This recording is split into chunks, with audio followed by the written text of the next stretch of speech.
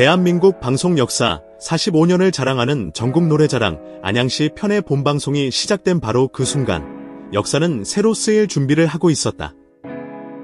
뜨거운 열기로 가득 찬 안양 실내체육관. 수많은 관객이 사회자 남미석의 힘찬 목소리에 집중하고 있었다. 오늘의 오프닝 무대. 박지현의 무리는 하나가 된다입니다. 경쾌한 전주와 함께 터져나오는 함성. 하지만 그 누구도 알지 못했다. 잠시 후 이 무대에서 대한민국 전체를 뒤흔들 단 한 번도 본 적 없는 전설적인 장면이 펼쳐지리라는 것을. 오프닝 무대가 끝나고 사회자가 다시 마이크를 잡았다. 그의 표정에는 미묘한 긴장감이 서려 있었다. 지금부터 이어질 무대는 정말 특별한 의미를 담고 있습니다. 그 말이 끝나기 무섭게 무대의 모든 조명이 꺼졌다. 관객석은 술렁이기 시작했다. 방송사고인가? 대체 무슨 일이지? 찰나의 정적이 흐르고 무대 중앙에 단 하나의 스포트라이트가 비쳤을 때 체육관 안의 모든 사람들은 숨을 멈췄다. 그곳에는 가수 한예진이 무릎을 꿇고 있었다. 순백의 드레스를 입은 대한민국 가요계의 살아있는 전설이 차갑고 딱딱한 무대 바닥에 두 무릎을 대고 있었다. 그녀의 옆에는 후배 가수 강문경이 마치 쓰러지려는 그녀를 붙잡아 일으키려는 듯 애절한 표정으로 서 있었다. 아무런 설명도 대사도 없었다. 오직 음악만이 두 사람의 이야기를 대신 시작했다. 바로 한예진의 영원한 명곡 You Are My Man이었다. 노래가 시작되자 강문경은 두 손으로 마이크를 감싸진 채 떨리는 목소리로 첫 소절을 내뱉었다. 당신은 내 남자야. 그 목소리에는 단순한 노래 이상이 한 남자의 인생을 건 절규가 담겨 있었다. 한예진은 무릎을 꿇은 채 마치 20년 전 데뷔 시절로 돌아간 듯한 간절한 눈빛으로 그를 응시했다. 객석 맨 앞줄부터 흐느낌이 터져 나오기 시작했다. 이것은 계획된 연출이 아니었다. 이것은 날 것 그대로의 진심이었다.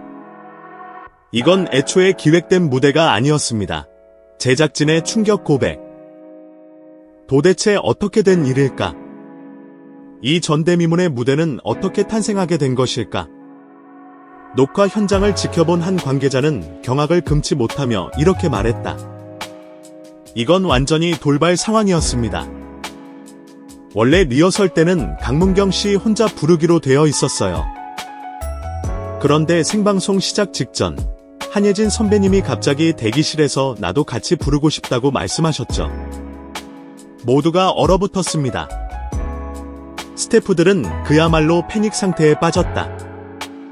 이미 짜인 큐시트, 조명, 카메라 동선까지 모든 것을 바꿔야 했다.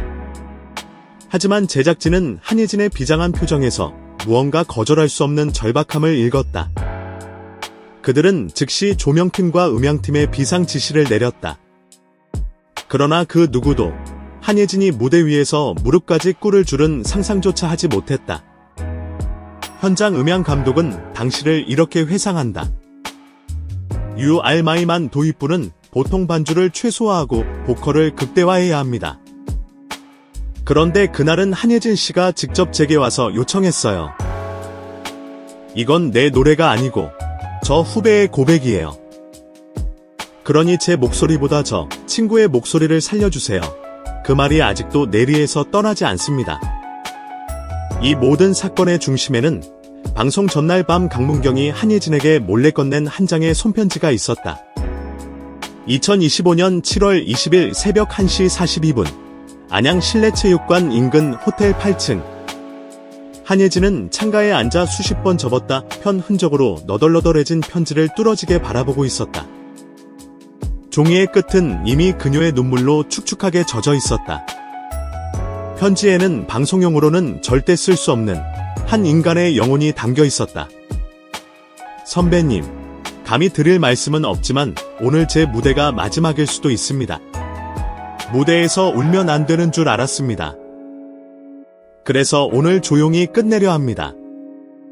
그것은 후배 가수가 선배 가수에게 보내는 존경의 편지가 아니었다. 세상의 편견과 비난 속에서 무너져 내린 김간 강문경의 마지막 유서와도 같은 고백이었다. 지난달 있었던 트롯 넥스트 신인상 논란. 유력 후보였던 그는 불분명한 이유로 최종 명단에서 탈락했다. 감정 과잉이 불편하다는 일부 심사평과 함께 과거 무대에서 눈물을 보였던 영상들이 악의적으로 편집되어 SNS에 퍼졌다. 무대에서 우는 가수는 프로답지 못하다는 비난이 그를 찔렀다. 한예진은 처음엔 화가 치밀었다고 했다. 감정을 쏟아내는 신성한 무대를 마지막이라는 단어로 더럽히는 것은 무책임하다고 생각했다. 하지만 편지를 끝까지 읽어내려간 그녀는 그대로 주저앉아 눈물을 쏟을 수밖에 없었다. 그리고 결심했다. 그 친구가 모든 것을 내려놓는 무대라면 나는 감히 고개를 들고 서 있을 수 없다. 나는 저 친구 곁에 있으려고 온 사람입니다. 그날 아침, 제작진은 한예진으로부터 뜻밖의 요청을 받았다. 리허설 30분 전, 마이크와 조명을 완전히 새로 맞춰달라는 것이었다. 조명팀장은 그녀의 한마디를 잊을 수 없다고 증언했다. 그녀가 말했습니다. 나는 이 무대를 위해 여기에 있는 사람이 아니라 저 친구 곁에 있으려고 온 사람입니다. 라고요. 그 말을 듣고 누가 그녀의 요청을 거절할 수 있었겠어요. 음향 감독은 반주 라인을 줄여 강문경의 떨리는 호흡 하나까지 담아내려 했고, 무대 감독은 그녀가 무릎 꿇는 장면을 위해 바닥 조명까지 추가로 설치했다. 단 3분 40초의 무대를 위해 수십 명의 제작진이 한예진의 진심에 동참해 새벽부터 움직였던 것이다. 방송국 내부 회의록에는 해당 듀엣 장면이 편집 불가 지시를 받은 것으로 확인됐다. 이것은 단순한 무대가 아니라 하나의 사건이었다. 무대가 중반으로 흐르고 모든 걸 다 줘도 후회 없는 사람들이라는 가사에 이르렀을 때 강문경은 감정이 북받친 듯 잠시 노래를 멈췄다. 그 순간 무릎을 꿇고 있던 한예진이 그의 등을 말없이 쓸어주었다. 그 장면은 SNS를 통해 실시간으로 퍼져나가며 대한민국을 울음바다로 만들었다. 그건 고백 무대였어요. 숨겨진 진실. 하지만 진짜 반전은 무대가 끝난 뒤에 찾아왔다. 제작진이 현장을 정리하던 와중 한 카메라 감독이 남긴 한마디. 근데 그건 고백 무대였어요. 당황한 제작진이 뒷이야기를 파고들었고 마침내 강문경 측으로부터 받은 한 장의 문자 메시지의 내용을 확인하고 경악했다. 이 무대를 끝으로 저 혼자 좋아하던 마음 내려놓겠습니다. 그는 사적인 감정을, 자신의 연모를 포기하는 마지막 의식을 공중파 생방송 무대 위에서 치른 것이었다. 관객도, 동료 가수도, 심지어 제작진 대부분도 몰랐다. 오직 그의 편지를 읽은 한예진만이 그 비밀을 알고 있었다. 제작진은 즉각 편집 여부를 논의했지만 한예진이 직접 나서서 막았다. 그건 지워지면 안 돼요. 그건 가요가 아니라 그 자체로 음악이에요.